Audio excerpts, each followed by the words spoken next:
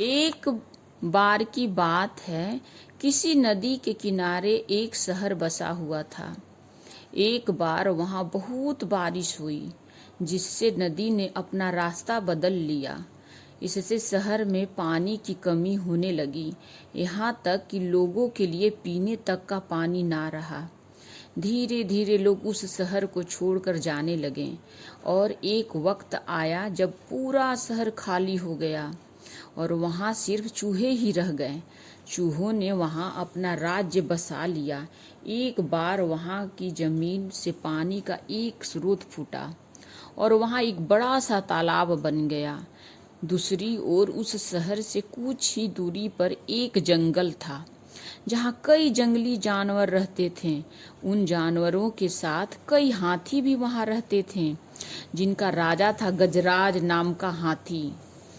एक बार की बात है, वहाँ भयानक सूखा पड़ा।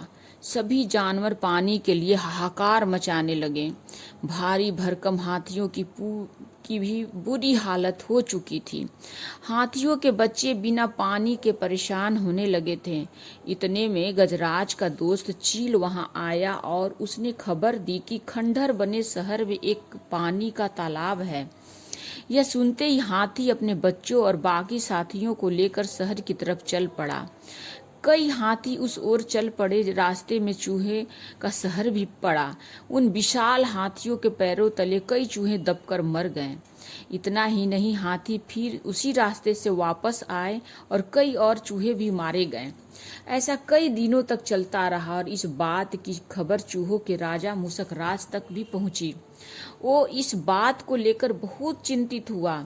उसके मंत्रियों ने मुसकराज से कहा, महाराज, आपको जाकर गजराज से इसके बारे में बात करनी चाहिए। उनकी बात सुनकर मुसकराज गजराज के जंगल उससे बात करने गया। एक बड़े से पेड़ के नीचे गजराज खड़ा था। मुसकराज वहां सामने एक बड़े से पत्थर पर चढ़ गया और कहने लगा, गजराज को मेरा नमस्कार है। मैं मुसकराज हूँ। मैं उस खंडहर बने शहर में अपनी प्रजा के साथ रहता हूँ। हाथी को मुसकराज की बात ठीक से सुनाई नहीं दे रही थी। वह थोड़ा सा नीचे झुका और चूहे की तरफ अपने कान करके बोला, हे नन्हे प्राणी, आप कुछ कह रहे थे क्या? आप फिर से कहेंगे? यह सुनकर मुसकराज ने फिर से अपनी बात दोहराई, मैं मुसकराज हूँ। मैं उस खंडहर बने शहर में अपनी प्रजा के साथ रहता हूँ। आप और आपके अन्य हाथियों मित्र जब भी तालाब की ओर जाते हैं तो कई चूहों आपके पैरों तले दबकर मारे जाते हैं। कृपया करके ऐसा ना करें, वरना बहुत जल्दी हम में से कोई नहीं बचेगा। यह सुनने के बाद गजराज दुखी होकर बोला, मुझे पता ही नहीं था कि हम इतना बुरा कर रहे थे। हम तालाब तक जाने के लिए कोई और रास्ता ढूंढेंगे। यह सुनते ही चूहा बहुत खुश हुआ और बोला, गजराज, आपने मुझ जैसे छोटे प्राणी की बात सुनी। मैं आपका आभारी हूँ। भविष्य में कभी भी आपको किसी तरह की मदद की जरूरत पड़े तो मुझे जरूर बताएं। गजराज ने मन में सोचा कि यह इतना छोटा सा जीव मेरे किस काम आएगा, इसलिए उसने चूहे को मुस्कुराकर विदा किया। कुछ दिनों तक सब कुछ ठीक चल रहा था कि एक बार पड़ोसी देश के राजा ने अपनी सेना को मजबूत करने के लिए हाथी रखने का फैसला किया। राजा के मंत्री और उनकी सेना ने जंगल में कई हाथी पकड़े। हाथियों के पकड़े जाने की चिंता गजराज को सताने लगी।